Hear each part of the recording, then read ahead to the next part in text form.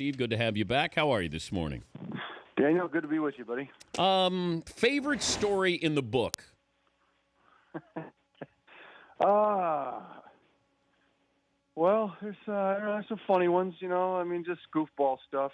Doing it, I did this for the kid. My kids were all born after I was finished playing, and so they didn't have any connection. And so my 10-year-old, I think, came home one day about 5 or 6 years ago and said, "Hey, Dad, someone told me at school that you and, I don't know, he made something like, Joe Montana tried to poison you." I mean, it was just a joke, And it's like, I was like, "No, Brady, that's not true. That's not true." And it stung me. It was like, my gosh, I gotta, and I didn't keep a diary. There's no history. And I was like, I gotta do something so the kids, something that they could read. And so that's what got me started. And that was the intent of it. And I expected to get a box full of stuff because I had Jeff Benedict, who had written, and I had a friend, friend of a friend. And so I had him get started on it just to put a narrative together for the kids. And so what was fun about doing it is the stories that rolled in from all my teammates and people that I've been around that I'd forgotten. Like if I would have written down myself, I would have not remembered riding in the 49er helmet around Rockland at training camp. The little golf cart with the helmet. Yeah. We stole it and went out to Dairy Queen and we had a parade. We literally went through the drive-through and then down the main street and people were. It was like a parade. Down the.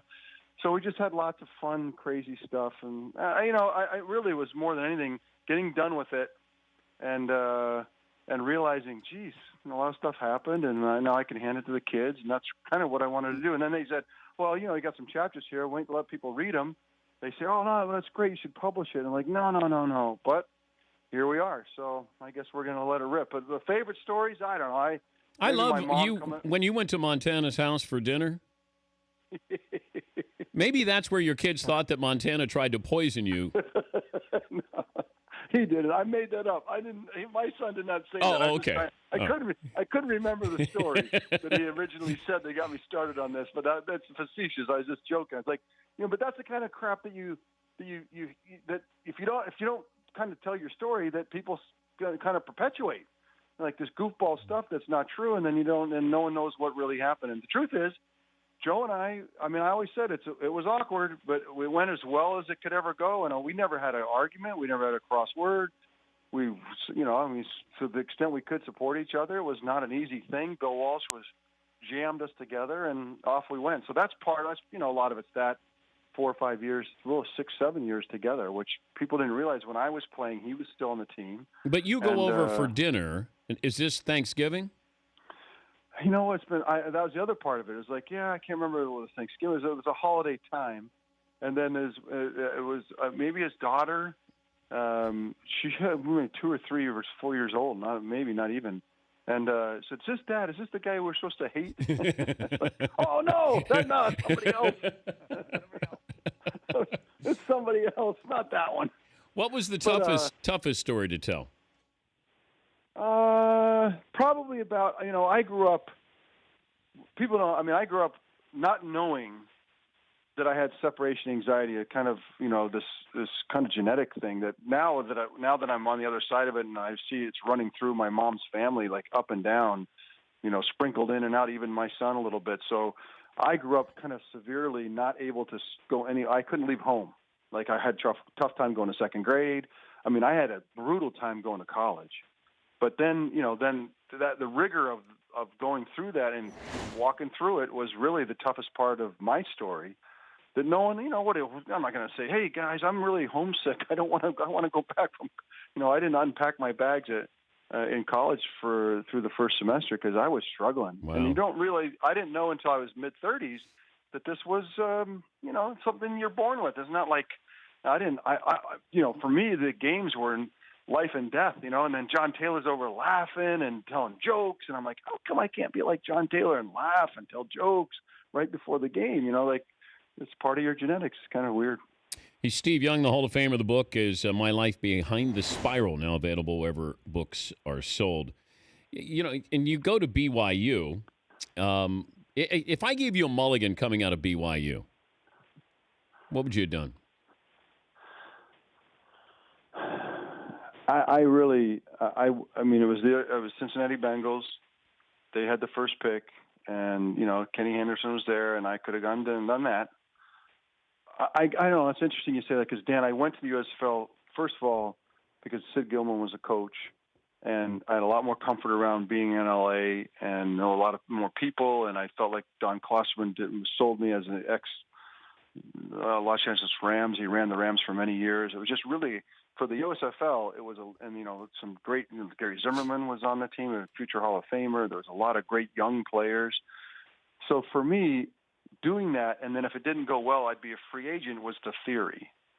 Where it got really messed up was when the Players Association kind of sold out those. Well, I'll say sold out because it was me on the other side to the league and allowed a supplemental draft, and that's when I was drafted to the Tampa Bay had the first pick and took me. So that's where it went haywire because the plan was go play with these young players. It was great football, and the truth was the football was better in LA than it was in Tampa Bay, and so. That experience, if you give me mulligan, I would do the same experience. I just probably would have had more wide open eyes that I probably wasn't going to come back into the NFL if that happened as a free agent. That was the theory that got it done. Why was everybody trying to set you up on a date? Couldn't you do things on your own? I know. I was struggling, bro. No, you just. How could you be struggling? You're. What's that? It's not a problem. I'm just saying, people. Because someone tries to set you up doesn't mean you have a problem, Dan. Oh. You're making assumptions. See, that's why we wrote it. So you didn't have to I have to solve these misconceptions. But weren't they trying to fix you up with Marie Osmond? Well, one of the families that I kind of when I landed at BYU, there's a family that's part of the book that I kind of was attracted to just be there. Just the noise of the house made me feel much more comfortable. But next door was the Osmonds. Ironically. And so we did go on a date, and Marie and I are friends. We've been raising money for Children's Miracle Network for 30 years. I've been trying to help where I can, but we went on one date and realized we'd probably be better friends. Would you rather have Joe Montana's career or Tom Brady's, and you have to pick? Geez, pretty good. Well, I mean, it's not even over yet. I mean, Dan, I guess Tom Brady, he's going to continue. He might play 3 or 4 more years. Can he be better than Joe? Super Bowls. Can we recognize him as better than Joe? No, you don't want to. Honestly, Joe did things that you just can't imagine. And Tom would say the same thing. But Tom, at the end, is so extended on the game. He has taken what the greats did and just extended it. That's what Peyton did, too. They looked at everything that everyone before them had done, and then they extended on it, and they took football further. So that's why I hate comparisons, because they clearly build off each other, and so it's like they're not one-to-one. It's like, I came on and wanted to build off of Roger Staubach and what he did, and then, it's like, guys, you want to extend the game. And so to me, the comparisons are brutal. I know you love it. But I kind of look back and appreciate, because they're so rare.